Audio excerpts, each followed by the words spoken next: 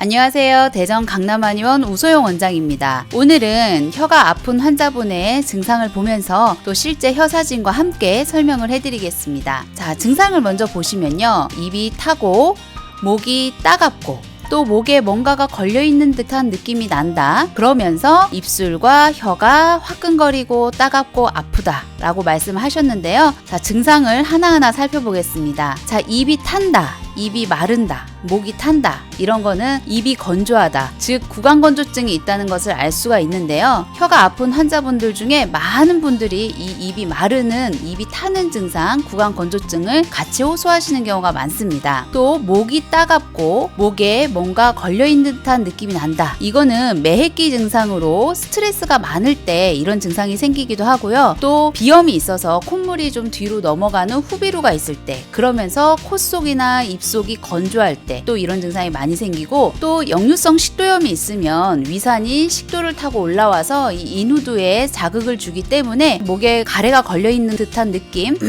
이런 느낌이 항상 같이 들게 되죠. 이럴 때는 위하고 식도가 좋지 않기 때문에 가슴이 화끈거린다든지 신물이 올라온다든지 신트름이 난다든지 하는 증상이 또 같이 오게 됩니다. 또 이런 증상이 있으면서 입술이랑 혀가 따갑고 아프다 라는 증상이 되셨는데요. 혀가 아픈지 최소한 한 3개월 이상 되셨을 때, 좀 만성화 되셨을 때 구강자결감 증후군이라는 진단명을 붙이게 되는데요. 이 환자분 같은 경우에는 벌써 1년 가까이 이런 입술과 혀, 목구멍, 볼 쪽에 화끈거리고 통증을 느끼셨기 때문에 이 증상만 봐도 구강자결감 증후군이라는 것을 알 수가 있었습니다. 이렇게 환자분 증상을 들으면서 혀를 보게 되는데요. 자, 한의사가 손목의 맥을 짚어서 진찰하는 방법을 맥진, 또 진맥이라고 하고요. 또 혀를 내보세요 해서 혀에 나타나는 모습을 보고 진찰하는 방법을 설진이라고 부릅니다. 자, 이 환자분의 혀를 봤을 때 가장 먼저 눈에 띄는 게 이렇게 혀가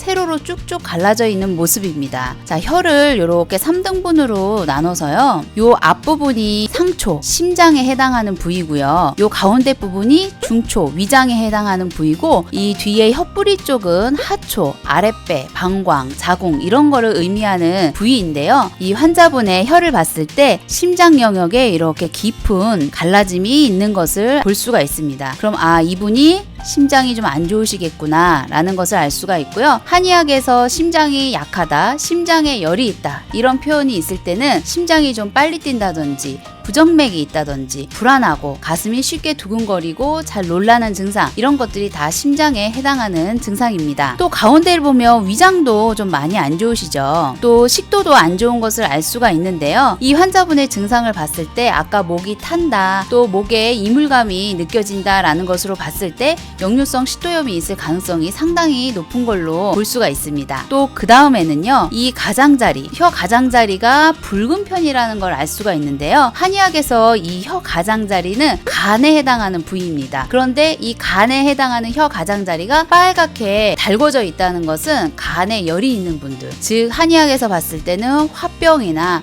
우울증이 있는 분들이 이 혀 주변이 붉은 경우가 많습니다. 그리고 이 혀 끝이 이제 매끄럽지 않고 좀 울퉁불퉁하거나 했을 때는 수면의 문제, 잠을 자려고 누우면 30분 안에 잠이 드시는지, 그리고 아침까지 깨지 않고 쭉 주무실 수 있는지, 아니면은 중간에 깨시거나 꿈을 꾸시거나 얕은 잠을 주무시는지 확인하게 됩니다. 그리고 이분의 경우에는 이렇게 혀뿌리 쪽으로 갈수록 백태가 두꺼우셨는데요. 자, 후레쉬를 켜고 찍으면 이렇게 확연하게 혀뿌리 쪽에 이렇게 두꺼운 백태가 유독 많이 끼어 있는 것을 볼 수가 있습니다. 우리가 혀를 3등분으로 나눴을 때 뒤에 3분의 1이 아랫배, 방광, 자궁, 장 이런 것에 해당한다고 말씀을 드렸는데요. 이렇게 아랫배, 하초 부위에 백태가 이렇게 많은 분들은 아랫배에 냉증이 있으신 거고요. 이런 분들 여쭤보면 다들 손발 굉장히 차고 아랫배 차갑고 시린 증상 가지고 계시고요. 요 가운데 부분에 이렇게 요 가운데 부분이 자궁, 방광에 해당하는 부위인데, 이 부분에 백태가 두껍거나 울퉁불퉁한 게 있으면 방광이 예민하고 약한 경우가 많고, 낮에도 소변이 자주 마려워가지고 화장실에 여러 번 다닐 수 있으시지만, 특히 밤에 자다가 깨서 화장실에 가는 야간요가 있으시면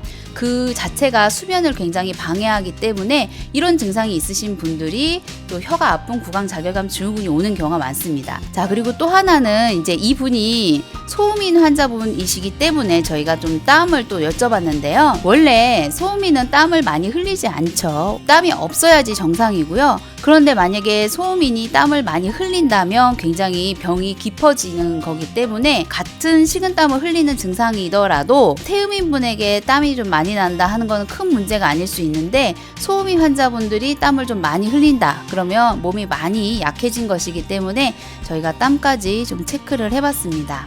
자, 그래서 이 환자분의 병명을 한번 진단해 보면요, 혀와 입술, 입 안쪽에 구강점막이 화끈거리고 아프신 것이 좀 장기화되셨기 때문에 구강자결감 증후군이시고요. 이 증상이 있기 전에 구강건조증이 먼저 있으셨죠. 입이 바싹바싹 마르고 물을 자주 찾게 되고 혀가 입에 달라붙어서 말씀하기 힘들고 이런 증상이 먼저 있으셨다가 혀가 아픈 구강자결감 증후군이 생긴 케이스셨고요. 목에 이물감, 매액기가 있으셨고 이미 식도염 진단을 받으시고 약도 드시고 하셨대요. 근데 약을 드셔도 식도염은 좀 좋아졌다고 하는데 이 매액기 증상 이렇게 이물감 증상은 계속 호소하고 계셨고요. 특히 또 이 이물감 증상은 구강건조증이 있을 땐 잘 낫지가 않거든요. 그래서 목에 이물감이 있을 때 염성 식도염 약을 먹었는데도 계속 이물감이 있다 하면은 비염이 있는 경우가 있고, 또 구강건조증 때문에 잘 안 낫는 그런 경우도 있다는 거 알아두시면 좋겠습니다. 그리고 저희가 이제 심장이 너무 두드러지게 딱 눈에 띄었기 때문에 이 부분에 대해서 자세히 여쭤봤는데 불면증 있으셨어요. 그래서 일을 좀 하는 날은, 몸이 아주 지치고 피곤한 날은 금방 주무실 수 있으셨지만 보통의 날들은 좀 잠을 못 주무셔서 좀 힘들어 하셨고,